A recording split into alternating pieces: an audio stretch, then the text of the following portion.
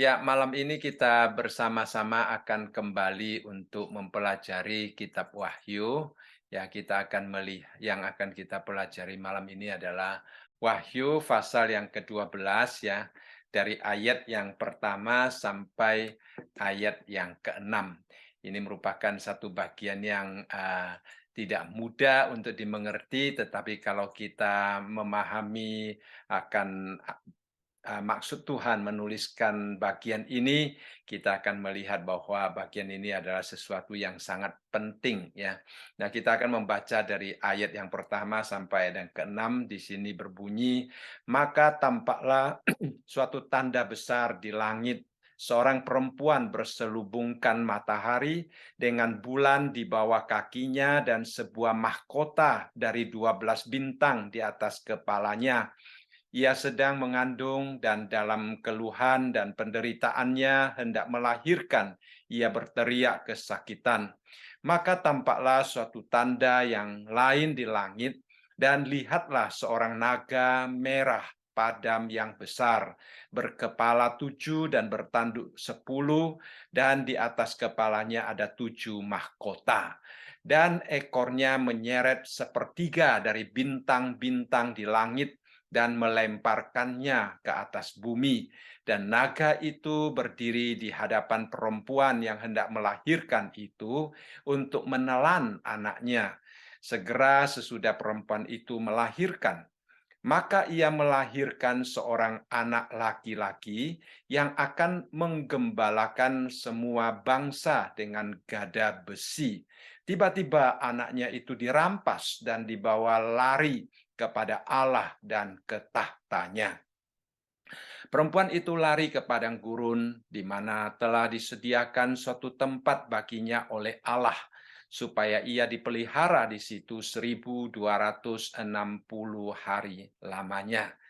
Ya, ini merupakan satu catatan yang sangat luar biasa, yang sangat kaya ya, yang memperkenalkan kepada kita tentang peperangan yang terjadi di sepanjang sejarah ya, di sepanjang zaman. Nah, kita tahu bahwa catatan ini boleh bermulai dari sejak Lucifer ya, yang dikatakan bintang fajar, malaikat yang tertinggi itu jatuh ya, seperti yang kalau kita baca di dalam Yesaya pasal yang ke-14 ayat yang ke-12 sampai 14 dikatakan, "Wah, engkau sudah jatuh dari langit, hai bintang timur, putra fajar. Engkau sudah dipecahkan dan jatuh ke bumi, hai yang mengalahkan bangsa-bangsa. Engkau yang tadinya berkata dalam hatimu, aku hendak naik ke langit, aku hendak mendirikan tahtaku mengatasi bintang-bintang Allah, dan aku hendak duduk di atas bukit pertemuan jauh di sebelah utara. Aku hendak naik mengatasi ketinggian awan-awan, hendak menyamai yang maha tinggi." Jadi di sini kita melihat bahwa yang dinamakan bintang timur, putra fajar, itu kalau kita pelajari itu adalah Lucifer, seorang malaikat yang tinggi, tetapi dia karena kesombongannya, karena ketidaktaatannya kepada Allah, bahkan dikatakan dia akan mengatasi ketinggian awan-awan dan dia hendak menyamai yang maha tinggi, yaitu menyamai Allah sendiri. Jadi dari sini kita dapat melihat bahwa itu adalah suatu kesombongan yang tidak dikehendaki oleh Tuhan. Akhirnya dia dihukum oleh Tuhan. Ya, dan sejak saat itu Lucifer terus mengadakan peperangan ya dengan Tuhan. Dia tidak henti-hentinya ingin merusak rencana Tuhan, ingin menghalangi Tuhan untuk melakukan rencana Allah. Dan kalau kita melihat dari seluruh catatan Alkitab, bumi ini merupakan pusat utama daripada tempat di mana iblis dan para pengikut-pengikutnya serta Allah dan malaikat-malaikatnya berperang ya. Dan juga kita melihat di dalam ayat yang kita baca tadi, di dalam ayat yang keempat khususnya, pada waktu iblis itu dihukum ya, pada waktu dia itu dijatuhkan, pada waktu dia dihukum, dia menyeret sepertiga dari bintang-bintang di langit. Dan berarti dia ikut juga membawa pengikut-pengikutnya supaya dapat berperang dengan Tuhan yang dia ingin samai ya saudara sekalian.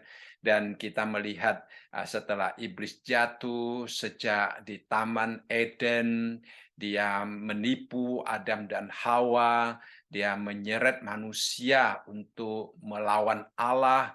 Kemudian itu perang itu terus berkelanjutan, saudara sekalian, sampai di dalam Wahyu nanti kita melihat peperangan antara Tuhan dan iblis itu akan tetap berlanjut. Ya, itulah sebabnya bagian ini dituliskan di dalam kitab Wahyu, karena peperangan antara iblis dan Tuhan itu berlanjut terus.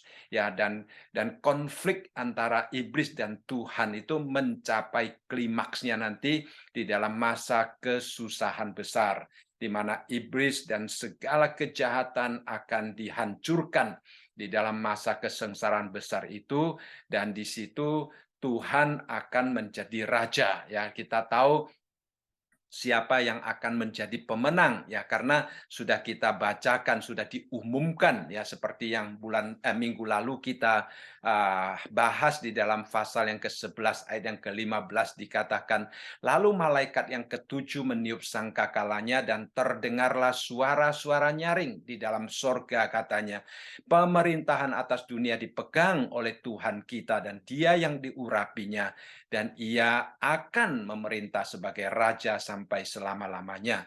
Jadi di sini kita melihat ada sesuatu pengumuman tentang kemenangan Kristus, walaupun saat diumumkan belum terjadi. Pada waktu sangkakala yang ketujuh ditiupkan di sini, ya kita melihat bukan hukuman yang kita hadapi. Minggu lalu kita melihat ada satu perayaan yang luar biasa di surga, karena mengapa? Karena mereka mengumumkan tentang kemenangan Tuhan atas iblis. Dikatakan pemerintahan atas dunia akan dipegang oleh Tuhan dan Dia yang diurapi. Ya, ini adalah satu pemberitaan tentang kemenangan. Nah, setelah perayaan itu kita juga membahas bahwa nanti mulai pasal yang ke-15 sampai pasal yang ke-18 barulah kita akan melihat hukuman-hukuman Allah yang akan dijatuhkan, dan juga perbuatan-perbuatan kejahatan iblis. Peperangan itu berlanjut ya sampai pasal yang ke-18.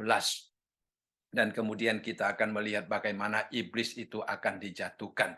Nah, sebelum kita melanjutkan pasal yang ke-12 ini, sedikit mungkin kita perlu mengerti tentang konsep yang secara menyeluruh ya. Kalau kita melihat dari depan, melihat 7 meterai yang dibuka, kemudian setelah 7 meterai itu ada 7 sangkakala ya, 7 sangkakala. Jadi 7 sangkakala, ketujuh sangkakala itu sudah ditiup, dan seperti saya katakan tadi, mulai pasal yang ke-15 kita akan melihat bagaimana cawan hukuman Allah itu akan ditumpahkan ya.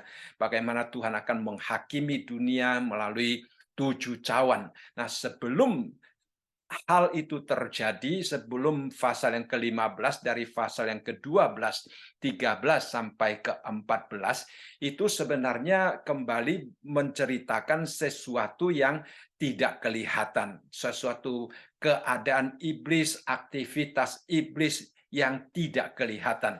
Jadi hari ini mulai dari ayat yang pertama daripada pasal yang ke-12 ini, kita akan melihat bahwa memang satu sejarah yang tidak merupakan kronologi daripada hukuman Allah itu bisa ditarik kembali sampai waktu penciptaan, bahkan pada waktu sebelum penciptaan. Jadi dari pasal yang ke-12 sampai pasal yang ke-14 kitab Wahyu, kita akan melihat suatu peperangan rohani yang panjang ya.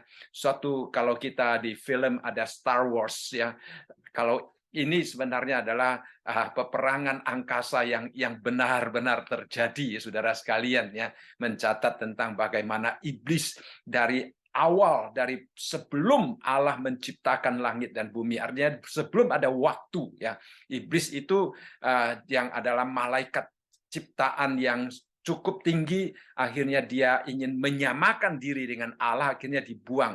Nah, sejak saat itu peperangan itu mulai ya, sampai kepada masa sengsara besar, sampai kepada Tuhan mendirikan kerajaannya. Nah, itulah sebabnya Tuhan Yesus juga di dalam Matius mengatakan bahwa waktu-waktu itu adalah waktu-waktu yang sangat luar biasa, kesusahan yang sangat besar ya akan terjadi. Mengapa? Karena bukan hanya Allah yang akan mencurahkan penghakimannya, hukumannya terhadap manusia, tetapi iblis juga akan mencurahkan kemarahannya secara maksimum. Dan itu terjadi di dalam dunia ini. Sehingga itulah yang kita kenal sebagai masa sengsara besar.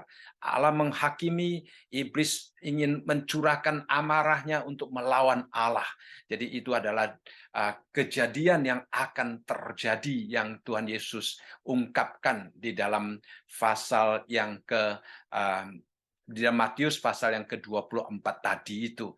Nah, kembali kita melihat di dalam pasal yang ke-12 sampai pasal yang ke-14 daripada kitab Wahyu, itu menceritakan tentang sesuatu alam peperangan yang tidak diketahui, yang tidak dilihat oleh manusia. Jadi sejak awal Allah menciptakan ya, kemudian iblis jatuh, kemudian iblis mulai melawan Allah terus-menerus. Itu adalah kita hidup di dalam sejarah yang kelihatan, tetapi di dalam alam, dunia alam yang tidak kelihatan. Seperti ada sebuah buku yang ditulis oleh Chip Ingram, ya, dia menuliskan tentang suatu keadaan the invisible war, ya, ada satu peperangan rohani yang tidak kita ketahui, ya, itu sedang terjadi. Nah, di dalam pasal yang ke-12 kita akan melihat bagaimana bangsa-bangsa yang kerajaannya itu diserang ya oleh iblis. Ya, iblis menyerang bangsa Israel, iblis juga menyerang bangsa-bangsa yang ada di dalam dunia ini. Kemudian di dalam Wahyu pasal yang ke-13 kita juga melihat bagaimana iblis memakai dua manusia, dua binatang untuk melakukan apa yang dia perintahkan. Ya, itu adalah sesuatu peperangan rohani yang sangat luar biasa.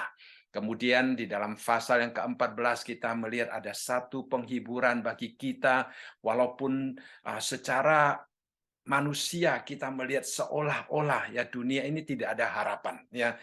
Sampai hari ini kita juga merasa sepertinya kejahatan itu mengalahkan kebaikan, tetapi pasal yang ke-14 juga memberikan satu penghiburan yang luar biasa kepada kita, mengingatkan kita bahwa Tuhan masih memegang kendali ya.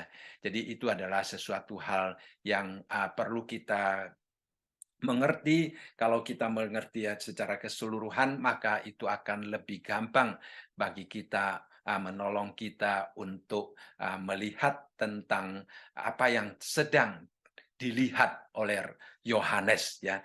Dia melihat 7 meterai yang dibuka. Kemudian dia melihat 7 sangkakala yang ditiupkan, dan sekarang dia dilihatkan tentang iblis dan aktivitasnya dari sejak awal hingga kepada masa sengsara besar. Nah, setelah itu barulah ya dia melihat tentang bagaimana Tuhan melalui sangkakala ketujuh itu menumpahkan 7 cawan penghakiman yang Allah berikan.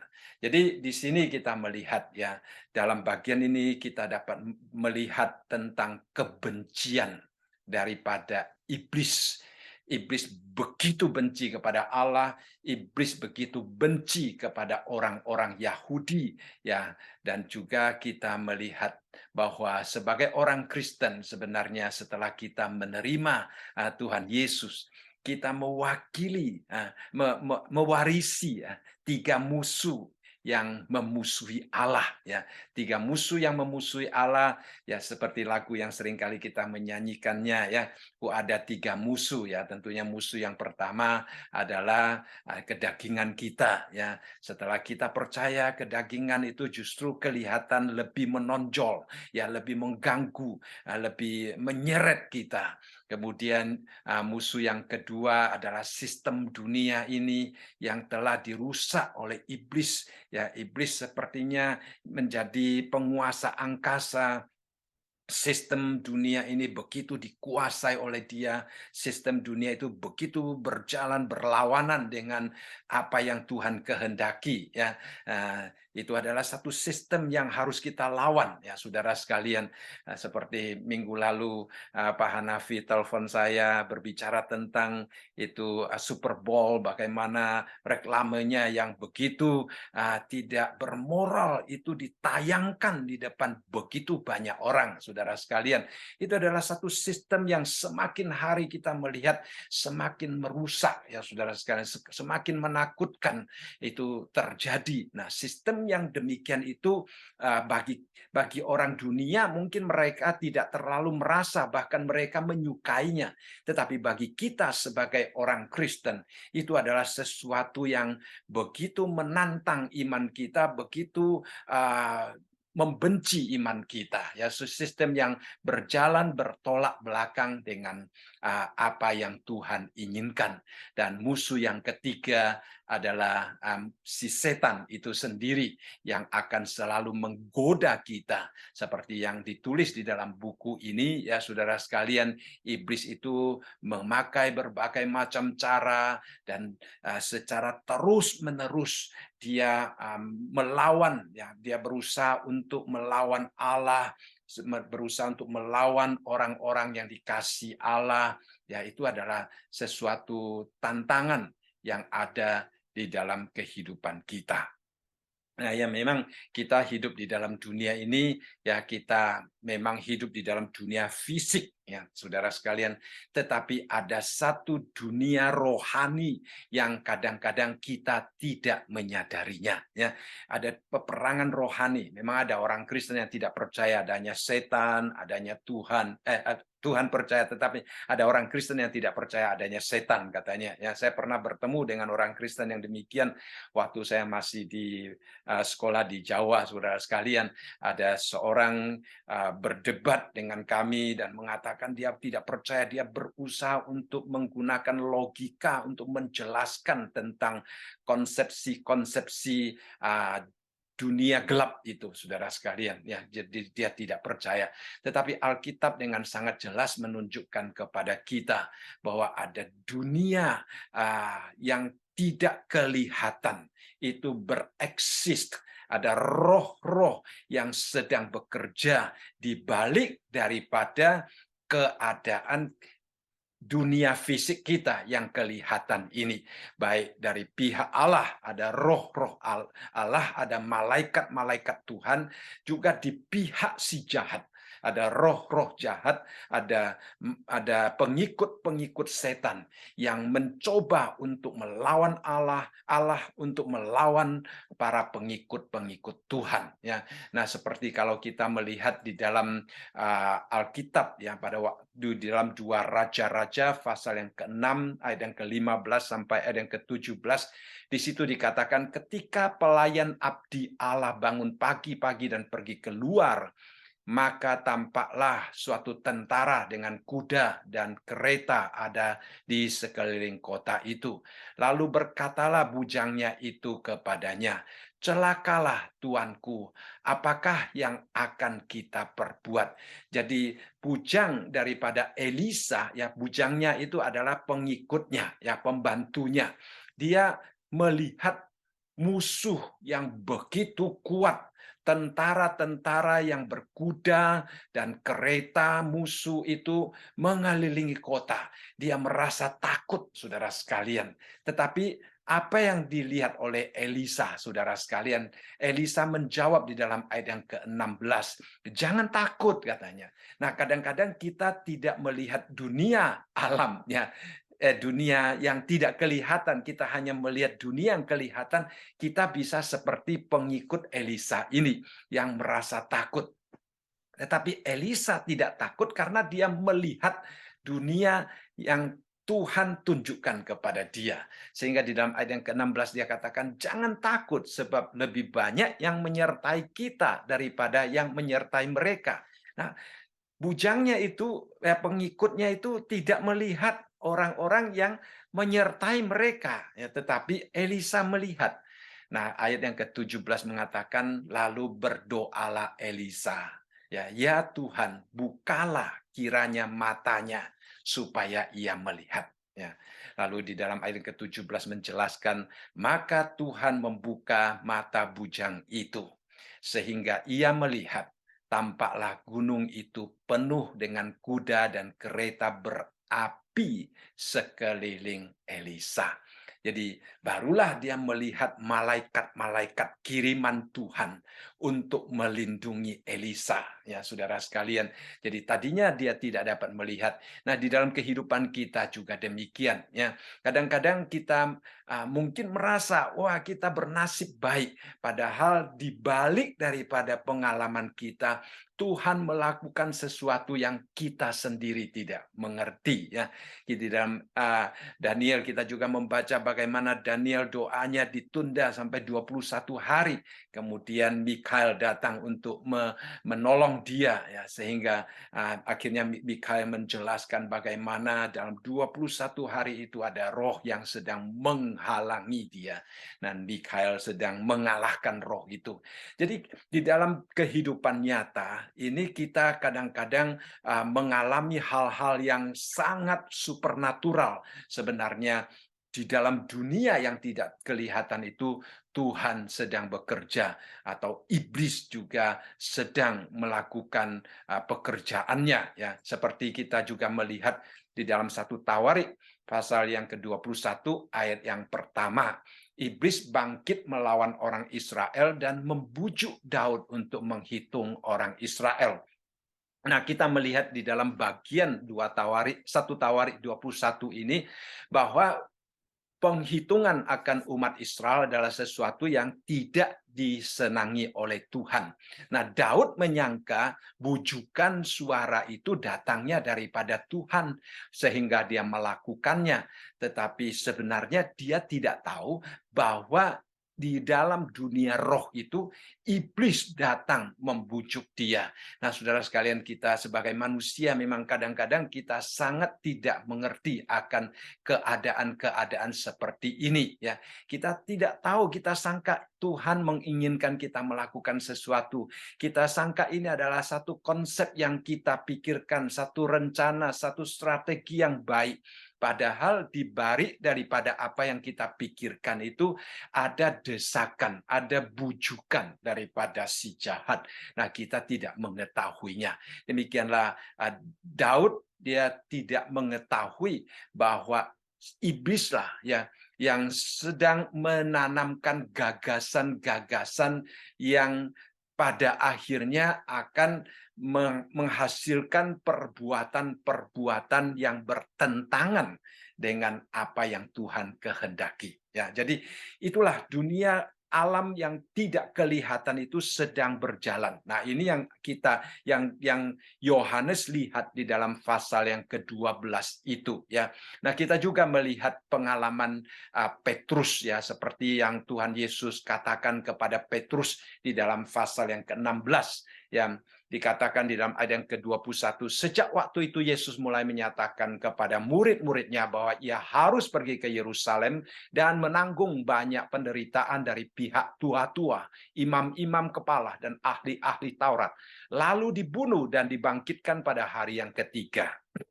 Nah, setelah Tuhan Yesus menyampaikan semuanya itu, kita melihat di dalam ayat yang ke-22 merupakan respons daripada Petrus.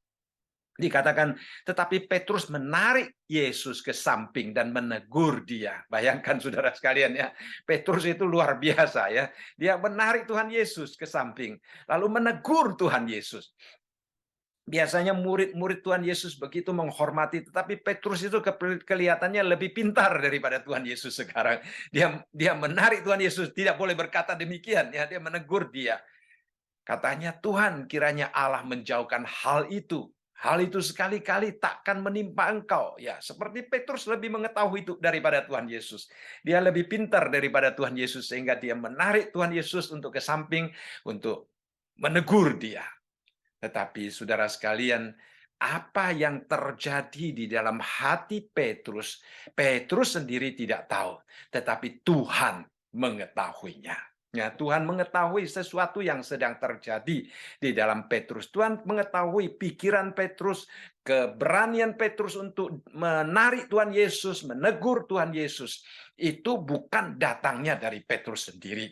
Ya, itulah sebabnya di dalam ayat yang ke-23 dikatakan, maka Yesus berpaling dan berkata kepada Petrus, "Enyalah iblis, engkau suatu batu sandungan bagiku, sebab engkau bukan memikirkan apa yang dipikirkan Allah, melainkan apa yang dipikirkan manusia." Jadi Tuhan Yesus melihat bahwa Petrus waktu itu sedang dipakai oleh iblis, saudara sekalian. Di dalam Lukas pasal yang ke-22, ayat yang ke-31 dan 32 juga Tuhan Yesus mengingatkan Petrus. Dia katakan, Simon, Simon, lihat iblis telah menuntut untuk menampi kamu seperti gandum. Tetapi aku telah berdoa untuk engkau supaya imanmu jangan gugur. Dan engkau, jikalau engkau sudah insaf, kuatkanlah saudara-saudaramu. Jadi Tuhan Yesus mengetahui ada satu dunia gelap yang berusaha untuk mengganggu, untuk menjatuhkan Simon Petrus. Tuhan Yesus melihatnya, Simon sendiri tidak melihatnya. Nah, di dalam kehidupan kerohanian kita, di dalam pelayanan kita, ya di dalam persekutuan kita, si jahat juga selalu berusaha untuk menampi kita, berusaha untuk mengganggu kita, berusaha untuk menjatuhkan kita. Saudara sekalian, kita sendiri tidak tahu, dengan mata jasmani kita, kita tidak melihat apa-apa. Bahkan di dalam hati kita, kita juga tidak merasakan adanya gangguan, adanya penanaman konsepsi yang salah daripada si jahat. Kita tidak merasakannya. Tetapi Tuhan di sini dengan jelas menunjukkan bahwa Tuhan mengetahuinya. Ya, Tuhan menegur Simon. Jadi di sepanjang sejarah, saudara sekalian, kita melihat iblis, dia tidak pernah tinggal diam. Ya, dia akan selalu berusaha untuk mengganggu rencana Tuhan, menghalangi rencana Tuhan. Dia berusaha untuk membunuh orang-orang yang setia kepada Tuhan, untuk menjatuhkan orang-orang yang setia kepada Tuhan, supaya orang-orang itu tidak melakukan apa yang Tuhan inginkan. Ya, nah seperti Efesus pasal yang ke-6 yang selalu kita bahas, ya dikatakan bahwa kita tidak berperang dengan darah dan daging, tetapi dengan penguasa-penguasa dunia gelapnya, penguasa-penguasa angkasa. Ya, jadi kita melihat di sini inilah ya si jahat, iblis yang merupakan musuh utama daripada Tuhan, ya. Dia berusaha sejak pemberontakannya, ya, sebelum manusia diciptakan. Dia adalah bintang fajar, ya, bintang timur, ya. Jadi putra fajar. Dia adalah mempunyai nama yang begitu indah karena dia adalah malaikat yang begitu dipakai oleh Tuhan, tetapi dia memberontak kepada Tuhan. Nah, sejak pemberontakan itu, iblis berusaha untuk menghancurkan tujuan Allah. Dia begitu membenci Allah, dia menggagalkan rencana dan tujuan Allah. Dia juga berusaha untuk menghalangi orang-orang yang mencintai Allah, ya. Di Taman Eden itu merupakan rencana Allah yang pertama-tama dihancurkan. Baik, kita kembali kepada pasal yang ke-12 sampai pasal yang ke-14. Kita di situ melihat bahwa Yohanes pada waktu itu di bawah untuk melihat ya sesuatu yang sedang Tuhan tunjukkan kepadanya. Nah, tentang sejarah peperangan rohani yang berjalan. Nah, di dalam sejarah peperangan rohani itu ada beberapa karakter utama ya. Ada beberapa karakter utama. Kalau kita menghitung paling sedikit ada 6 karakter utama di sepanjang peperangan rohani itu. Karakter utama yang pertama yang pertama adalah wanita ya. Seorang wanita. Yang kedua adalah naga ya. Yang ketiga kita melihat adalah anak laki-laki yang dilahirkan itu. Nah, nantinya ayat selanjutnya kita akan melihat adanya Mikael ya. Jadi Michael yang akan muncul ya. Kemudian kita juga melihat binatang dari laut dan juga binatang dari bumi. Jadi keenam ya karakter ini sedang berada di dalam peperangan rohani ya sejak jatuhnya iblis sampai nanti masa kesengsaraan besar di mana Tuhan menyelesaikan peperangan itu, kemudian segala kerajaan itu dikembalikan ke dalam kekuasaan Tuhan dan yang diurapinya. Nah, baru Tuhan Yesus nantinya akan mendirikan kerajaan 1000 tahun, kemudian dia akan memerintah dan kemudian membawa kita ke dalam kerajaannya yang kekal. Ya, jadi hari ini kita akan melihat beberapa 3 paling sedikit dari karakter utama, pemain utama di dalam peperangan ya, di dalam seperti satu drama yang luar biasa. Tetapi ini merupakan satu kisah yang nyata, saudara sekalian. Satu kisah yang nyata yang terjadi di dalam sejarah manusia. Nah, kita akan melihat pertama-tama di dalam ayat yang pertama, karakter utama yang pertama itu yaitu wanita ya. Di dalam ayat yang pertama, di dalam pembacaan kita tadi dikatakan, maka tampaklah suatu tanda besar di langit. Nah, kita berhenti sampai di sini sejenak. Dikatakan di situ, maka tampaklah suatu tanda besar di langit. Nah, di situ menunjukkan tentang suatu tanda. Tanda itu hebat, luar biasa. Ya, dalam bahasa aslinya menggunakan istilah megah, ya. Mega, sangat besar sekali saudara sekalian tanda itu ya. Itu muncul di dalam ayat yang ketiga juga, muncul di dalam ayat yang ke-12 juga, dan juga kita akan melihat di dalam ayat yang ke-14 ya, sesuatu yang sangat luar biasa.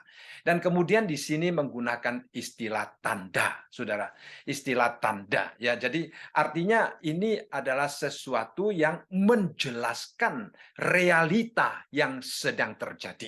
Ini hanya satu tanda. Jadi beberapa kali kita katakan bahwa kita menafsir kitab Wahyu secara literal karena memang apa yang dituliskan di dalam Wahyu itu adalah literal.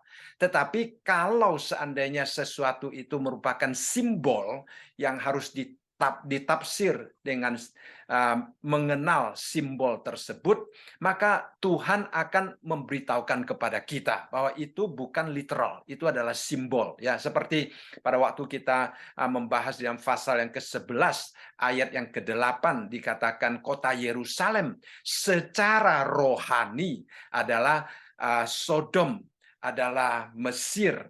Jadi bukan berarti Yerusalem itu adalah Sodom, ya.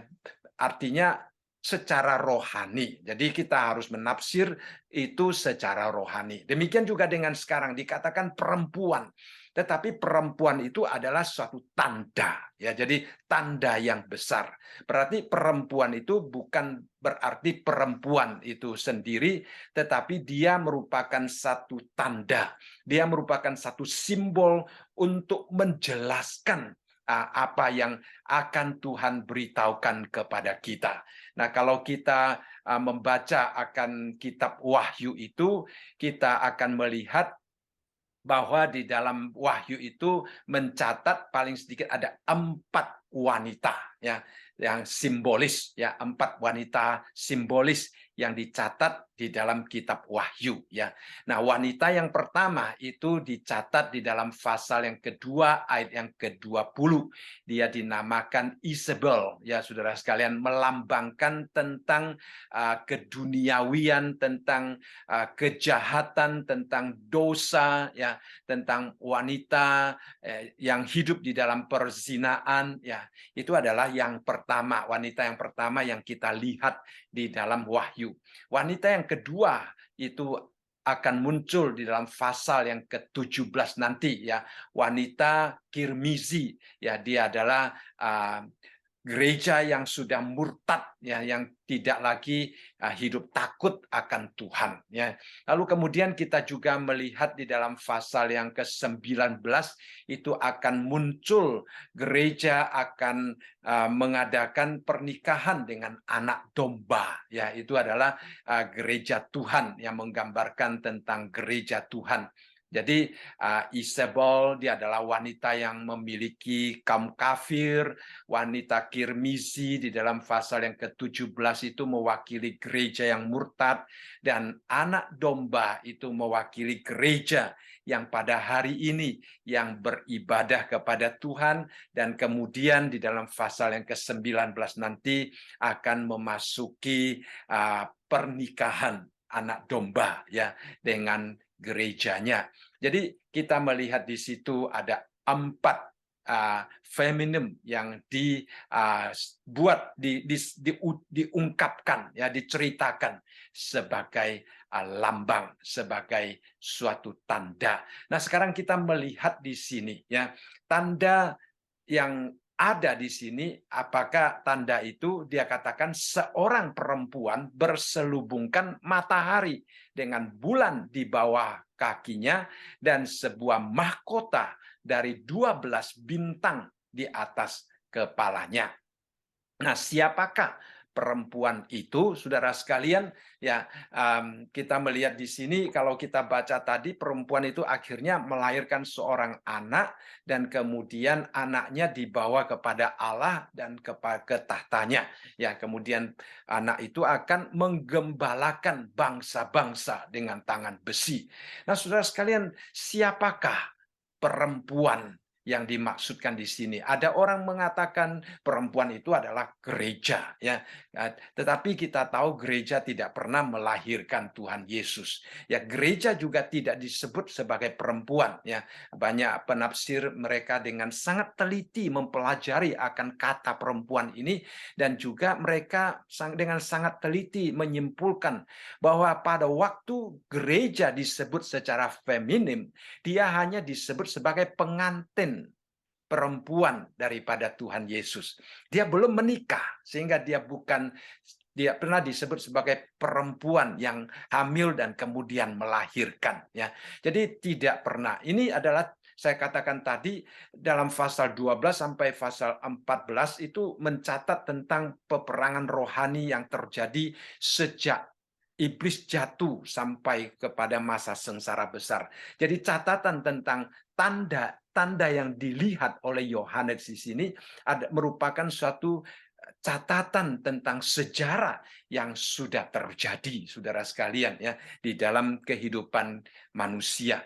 Jadi perempuan kalau di sini sudah melahirkan anak yang kita tahu kemudian adalah Tuhan Yesus. Nah, itu tentunya bukan gereja ya. Gereja tidak pernah melahirkan, gereja juga tidak pernah disebut sebagai perempuan yang hamil, karena kita baru akan memasuki pesta pernikahan anak domba pada Wahyu pasal yang ke-19 nanti.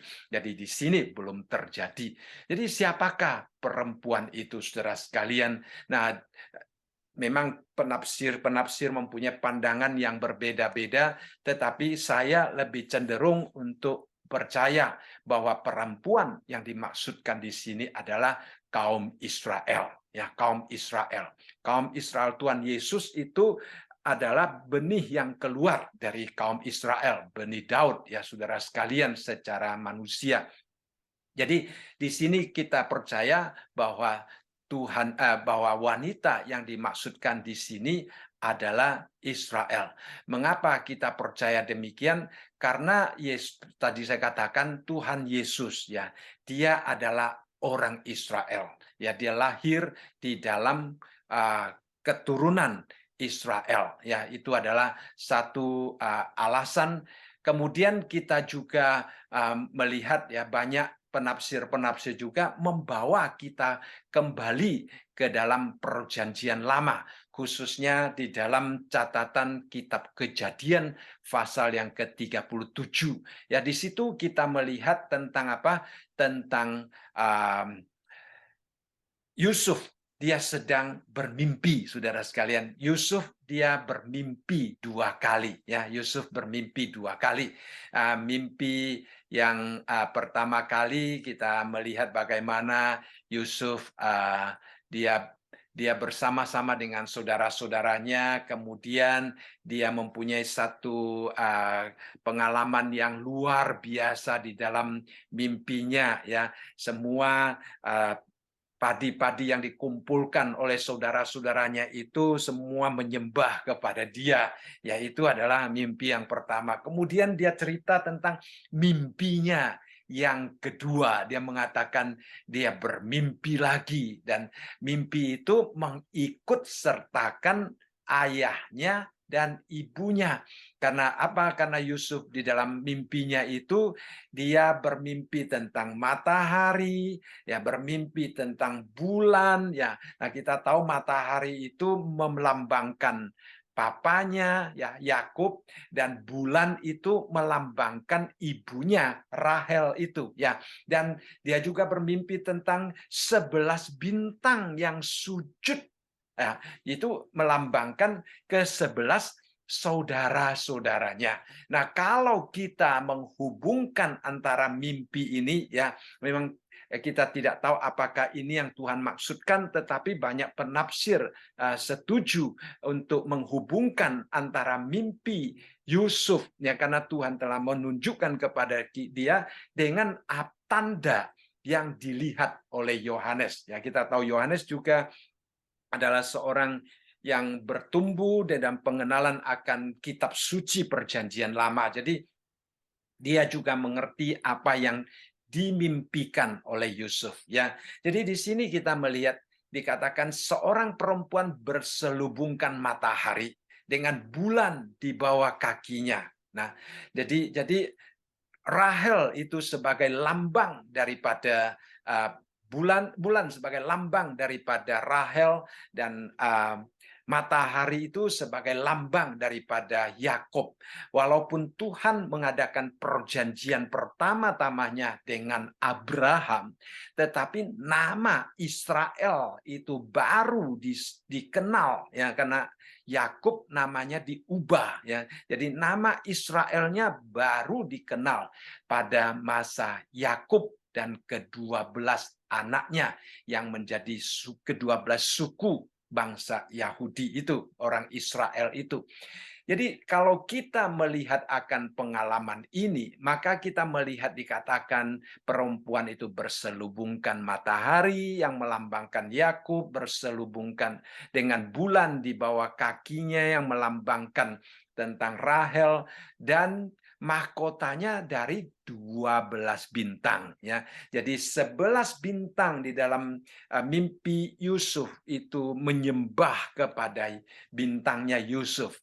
Jadi 12 bintang di sini merupakan ke-12 suku orang Israel, ya. Jadi kalau kita menghubungkan akan mimpi tersebut dan juga melihat kenyataan tentang datangnya Tuhan Yesus ke dalam dunia ini, dia berinkarnasi ke dalam dunia ini melalui bangsa Israel, maka kita percaya, ya kita percaya bahwa yang melambangkan tanda yang dilihat oleh Yohanes sebagai perempuan di sini adalah Israel. ya, adalah Israel secara keseluruhan. Kembali, ini adalah satu tanda, ya, ini adalah satu tanda.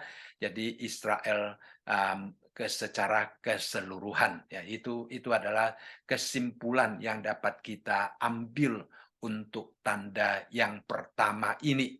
Kemudian di dalam pasal yang ayat yang kedua dikatakan ia sedang mengandung dan dalam keluhan dan penderitaannya hendak melahirkan, ia berteriak kesakitan. Nah, kita tahu ini adalah sesuatu yang sangat nyata, ya saudara sekalian, di dalam proses kehamilan dan kelahiran seorang anak. Tetapi kalau kita juga melihat tentang sejarah orang Israel dan bagaimana kelahiran Tuhan Yesus ke dalam dunia ini, penderitaan-penderitaan yang dialami oleh orang Israel, ya, keluhan-keluhan orang Israel sampai kedatangan Tuhan Yesus itu merupakan sesuatu yang catatan sejarah yang sangat unik, saudara sekalian. Umat Israel mempunyai pengalaman-pengalaman yang sangat unik, mengalami berbagai macam tekanan, usaha untuk menghancurkan, usaha untuk membinasakan orang Israel itu dilakukan oleh banyak orang, ya, dilakukan oleh banyak orang, baik di dalam masa sejarah maupun setelah zaman modern ini, seperti Hitler, seperti pemerintahan Spanyol yang berusaha untuk menghancurkan orang Israel, ya, di dalam sejarah Alkitab Perjanjian Lama, kita juga melihat Haman di zaman Esther juga berusaha untuk menghancurkan umat Israel. Yang dia sudah mendapatkan kuasa daripada Raja Ahasuerus untuk membunuh semua orang Israel. Jadi kita melihat iblis memakai berbagai macam cara untuk mengganggu, merusak orang Israel, menghalangi orang Israel supaya Tuhan Yesus tidak lahir dari keturunan orang Israel. Karena ya ada penafsir mengatakan karena iblis sangat jelas, ya, dengan Kejadian pasal yang ketiga ayat yang ke-15 di mana Tuhan mengatakan kepada perempuan itu bahwa ular akan meremukkan tumitnya dan keturunannya akan meremukkan kepalanya ular. Ya, jadi itu adalah konflik yang satu hari akan dialami oleh iblis. Ya, itulah sebabnya iblis dia dengan begitu berusaha untuk menghalangi, ya, berusaha untuk menghalangi agar supaya perempuan ini tidak melahirkan anak tersebut. Ya, dia berusaha untuk menghalangi, berusaha untuk membunuhnya, seperti juga dikatakan di dalam ayat yang ketiga. Maka tampaklah suatu tanda yang lain di langit, dan lihatlah seekor naga merah padam yang besar, berkepala 7 dan bertanduk 10, dan di atas kepalanya ada 7 mahkota. Dan ekornya menyeret sepertiga dari bintang-bintang di langit dan melemparkannya ke atas bumi. Dan naga itu berdiri di hadapan perempuan yang hendak melahirkan itu untuk menelan anaknya segera sesudah perempuan itu melahirkannya. Jadi ini adalah kita melihat di sini bagaimana pada waktu Tuhan Yesus dilahirkan menghadapi tantangan, ya, dia hampir dibunuh, ya, dia dan sebagainya, itu di dalam catatan Injil, saudara sekalian. Jadi kembali kita melihat yang karakter yang kedua, tanda yang kedua. Setelah kita menjelaskan, nanti kita akan menjelaskan tentang siapakah anak itu, karakter yang ketiga, ya. Nah, kita melihat karakter yang kedua yang disebutkan di sini adalah naga, ya, naga merah padam yang besar. Ini adalah tanda yang kedua, ya. Nah, siapakah naga ini? Dia adalah musuh Allah, dia adalah musuh orang Israel, dia adalah musuh wanita itu, dan dikatakan dia ingin menelan anak yang akan dilahirkan oleh perempuan itu. Nah, saudara sekalian, kita tahu bahwa yang dimaksudkan dengan naga di sini adalah iblis, ya, adalah iblis, adalah setan yang selalu ingin melawan Allah, ingin melawan orang Israel, melawan umat Tuhan, dan menghalang-halangi akan karya Tuhan. Ya, nah di dalam Alkitab kita juga melihat banyak gambaran-gambaran tentang naga itu, ya. Naga itu di dalam bahasa aslinya adalah Leviathan, ya. Itu adalah, boleh ada orang menjelaskan sebagai monster, ya, yang laut yang menakutkan, ya, yang luar biasa ganas, ya. Kadang-kadang kita di dalam film ada monster-monsteri laut yang ganas, ya saudara sekalian. Di situ dikatakan dia mempunyai kepala 7 dan bertanduk 10, ya. Nah, kalau kita kembali melihat bahwa itu adalah 7 kerajaan dengan 10 raja, ya, dan dikatakan di atas kepalanya ada 7 mahkota. Jadi saudara-saudara sekalian, kita melihat di sini gambaran tentang iblis yang begitu ganas, ya, dan dikatakan dia adalah seekor naga merah padam yang besar. Nah, apa yang dimaksudkan dengan naga merah padam, ya? Naga merah padam di satu sisi menunjukkan tentang karakternya sebagai binatang yang buas, ya. Iblis adalah bagaikan binatang yang buas. Kembali di sini adalah menunjukkan tentang tanda, ya, sesuatu tanda. Dan warna merah, ada penafsir juga mengatakan itu karena adanya penumpahan darah yang luar biasa, ya, penumpahan darah yang luar biasa. Nah, dalam Wahyu pasal yang ke-20 ayat yang kedua dikatakan satu hari nanti, ya, di dalam peperangan Kristus dengan naga itu, dia akan menangkap naga si ular tua itu, yaitu iblis dan setan, dan ia mengikatnya 1000 tahun lamanya. Jadi iblis nantinya akan diikat, dan kemudian Tuhan Yesus akan mendirikan kerajaan 1000 tahun. Ya, jadi sebelum iblis itu diikat, dia akan berperang mati-matian untuk mengalahkan Tuhan, untuk mengalahkan pengikut Tuhan. Dari sejarah sejak dia jatuh hingga Tuhan Yesus lahir, hingga hari ini, hingga memasuki masa sengsara besar, dia akan terus berjuang dan berjuang dan berjuang dan berjuang sampai pada Wahyu pasal yang ke-20 nanti. Ya, dia akan secara total dikalahkan, ditangkap katanya. Dan kemudian dia akan diikat dan dia akan dipenjarakan selama 1000 tahun lamanya. Jadi kita akan melihat kejadian-kejadian yang demikian itu nanti pada waktu kita melewati masa 7 cawan penghakiman Tuhan, kemudian kita akan melihat peperangan-peperangan yang luar biasa yang terjadi antara Tuhan dengan iblis, kemudian iblis dikalahkan, ya. Nah, kembali kita melihat di sini ke 10 tanduk melambangkan kekuatan, ya, daripadanya, dan kemudian kita kalau hubungkan dengan kitab Daniel, kita juga akan melihat bagaimana iblis itu saat ini diberikan kesempatan untuk menguasai dunia. Dia sebagai penguasa-penguasa kerajaan dunia ini. Tetapi melalui peperangan itu, seperti yang kita baca di dalam pasal yang ke-11 ayat yang ke-15, pada waktu sangkakala ke-7 ditiupkan, maka juga diumumkan bahwa kerajaan dunia ini dikembalikan, dipegang oleh Allah sendiri. Ya, jadi Allah adalah sebagai pemenang nanti. Kemudian kita melihat di dalam ayat yang kelima, dikatakan, maka ia melahirkan seorang anak laki-laki yang akan menggembalakan semua bangsa dengan gada besi. Tiba-tiba anaknya itu dirampas dan dibawa lari kepada Allah dan ke tahtanya.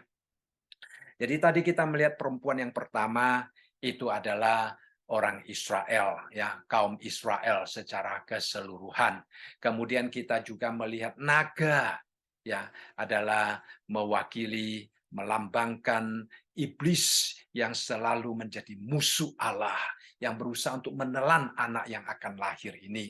Nah, anak yang akan lahir ini tadi saya juga katakan ini melambangkan Tuhan Yesus yang dilahirkan di dalam kaum Israel, di dalam kaum Israel. Nah, dan kita melihat ciri khas daripada Tuhan Yesus, dia akan menggembalakan semua bangsa dengan gada besi. Mengapa dengan gada besi? Karena Tuhan Yesus dia akan menegakkan suatu hukum yang sungguh-sungguh adil, yang tidak dapat diguncangkan. Ya, nah dunia sudah kehilangan keadilan. Iblis memakai sistem yang begitu merusak, yang begitu menghancurkan. Ya, nah, tetapi Tuhan satu hari nanti akan mendirikan satu negara, satu kerajaan yang kokoh di dalam dunia ini, yang tidak ada yang dapat menghalangi dia, tidak ada yang dapat mengganggunya.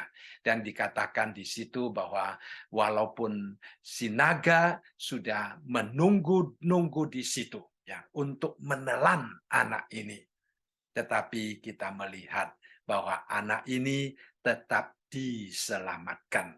Nah, kalau kita menghubungkan dengan pencatatan tentang kelahiran daripada Tuhan Yesus, kita juga melihat bagaimana Herodes pada waktu itu dia mendengarkan tentang kelahiran daripada Tuhan Yesus.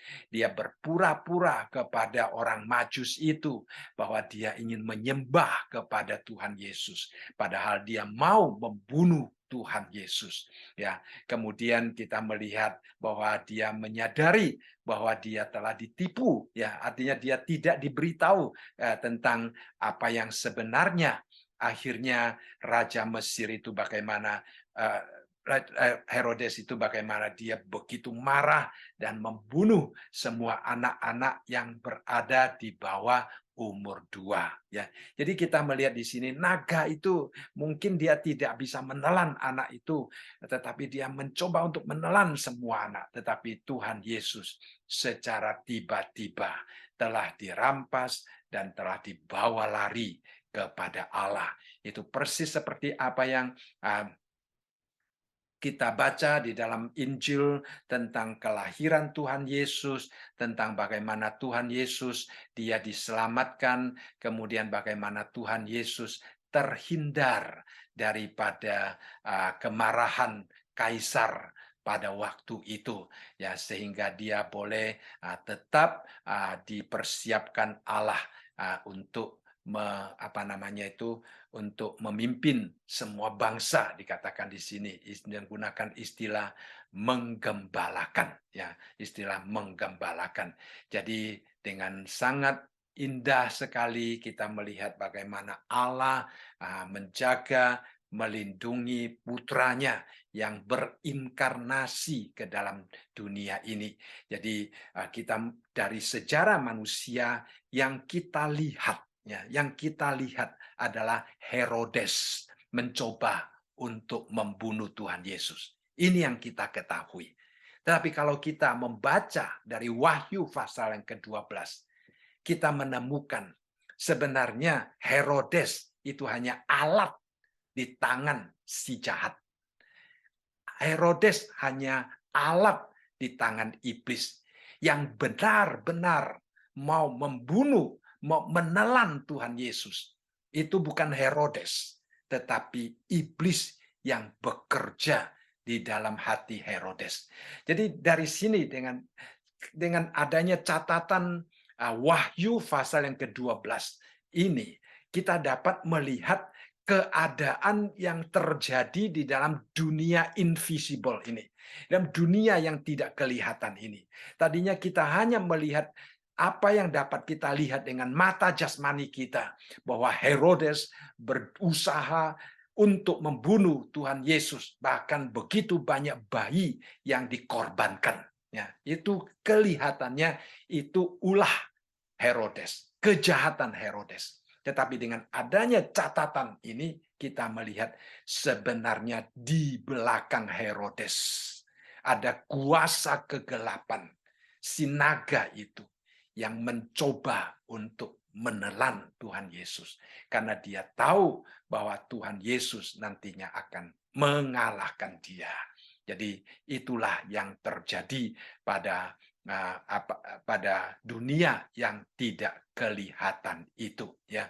Jadi setan dia begitu berjuang untuk menghancurkan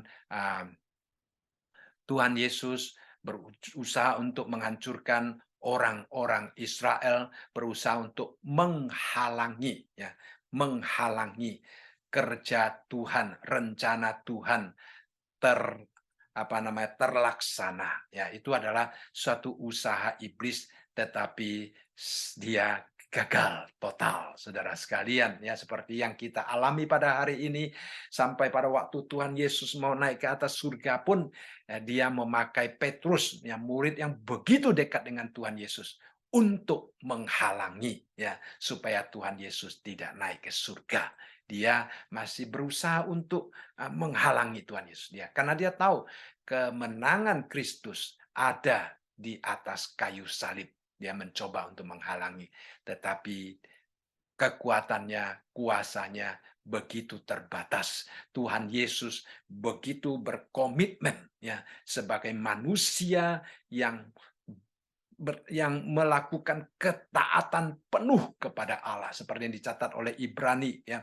Dia sama seperti kita mengalami kelemahan-kelemahan manusia, tetapi pada waktu dia dicobai dia tidak berdosa, ya. Dia dapat dicobai, dia dapat jatuh karena dia pada saat itu 100% manusia.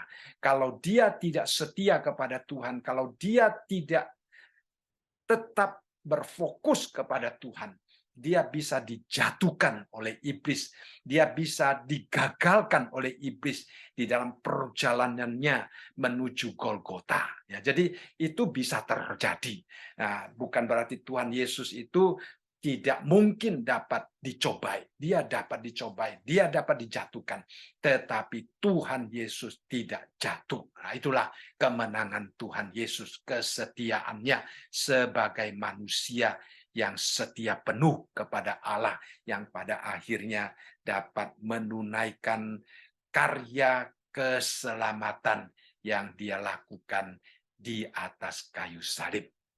Ya, jadi itu adalah satu catatan yang luar biasa yang menolong kita mengerti bagaimana kejadian-kejadian yang kelihatan itu mempunyai suatu latar belakang yang sedang terjadi di dalam dunia alam roh yang tidak dapat kita ketahui. Kemudian dikatakan perempuan itu lari ke padang gurun, di mana telah disediakan suatu tempat baginya oleh Allah, supaya ia dipelihara di situ 1260 hari lamanya. Kembali kadang-kadang dikatakan 42 minggu, 3 tahun setengah, ya.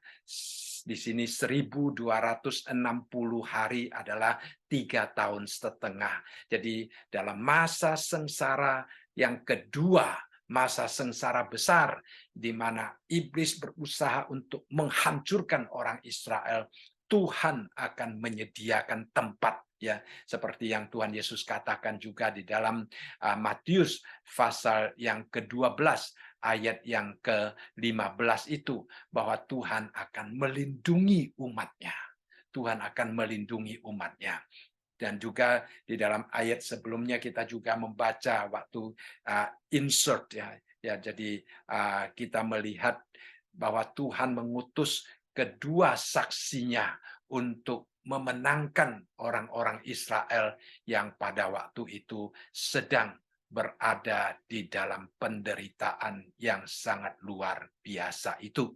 Jadi dari sini kita dapat melihat bahwa Tuhan akan tetap memelihara orang Israel, dan apa yang dijanjikan Tuhan seperti yang dicatat oleh Paulus di dalam Roma bahwa orang-orang Israel seluruhnya akan diselamatkan, ya, akan ada sisa-sisa Israel yang akan diselamatkan. Jadi kita percaya bahwa satu hari nanti, ya, Tuhan akan tetap memelihara orang Israel dan mereka akan bersama-sama dilindungi oleh Tuhan di tengah-tengah situasi-situasi yang mengancam.